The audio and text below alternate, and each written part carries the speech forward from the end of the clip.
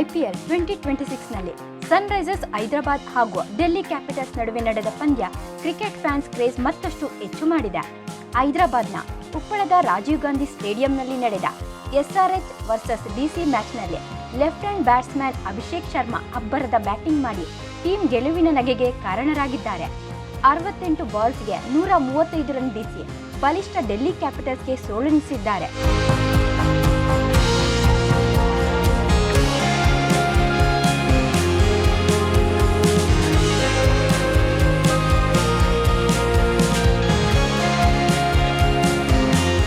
Toss ಗೆದ್ದು bowling ಆಯ್ಕೆ ಮಾಡಿದ್ದ DC ಕ್ಯಾಪ್ಟನ್ ಅಕ್ಷರ್ ಪಟೇಲ್ಗೆ ನಿನ್ನೆ ಜಯ ಕೈ ಹಿಡಿದಿಲ್ಲ.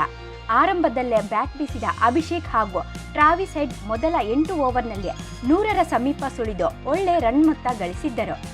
DC ಟೀಮ್ನ Nitish Rana, Lungi Ngidi swing bowling ನಡುವೆಯೂ ಅಭಿಷೇಕ್ 135 ರನ್ ಗಳಿಸಿದ್ದಾರೆ. ಕೊನೆಯ ಓವರ್ನಲ್ಲಿ ಅಭಿಷೇಕ್ಗೆ ಸಾಥ್ ನೀಡಿದ ಕ್ಲಾಸೆನ್ 13 ಎಸೆತಕ್ಕೆ 37 ರನ್ ಬೀಸಿ ರನ್ ಮೊತ್ತ ಹೆಚ್ಚಾಗುವಂತೆ ಮಾಡಿದರು. 20 ಓವರ್ಗಳಲ್ಲಿ ಕೇವಲ 2 ವಿಕೆಟ್ ಬಿಟ್ಟುಕೊಟ್ಟು 242 ರನ್ ಕಲೆ ಹಾಕಿ SRHಗೆ 243 ಟಾರ್ಗೆಟ್ ರನ್ ನೀಡಿತ್ತು.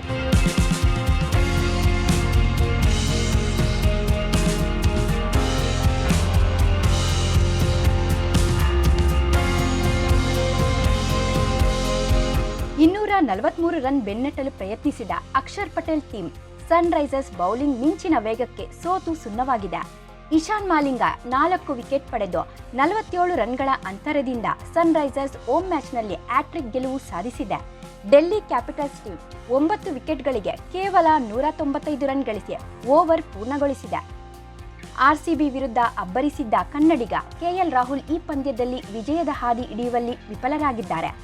ಇನ್ನು T20 ಸ್ಟ್ರಾಟಜಿಯಲ್ಲಿ ಗೇಮ್ ಪ್ಲೇ ಮಾಡಿದ ಅಭಿಷೇಕ್ ಶರ್ಮಾ ಈ ಮ್ಯಾಚ್ನ ಸೆಂಚುರಿಯಿಂದ ಇದುವರೆಗೆ 9 ಸೆಂಚುರಿ ಹಿಟ್ ಮಾಡಿದ್ದಾರೆ. ವಿರಾಟ್ ಕೊಹ್ಲಿ ಡಿಕಾಕ್ ದಾಖಲೆಗೆ ಸರಿಸಮಾನರಾಗಿದ್ದಾರೆ.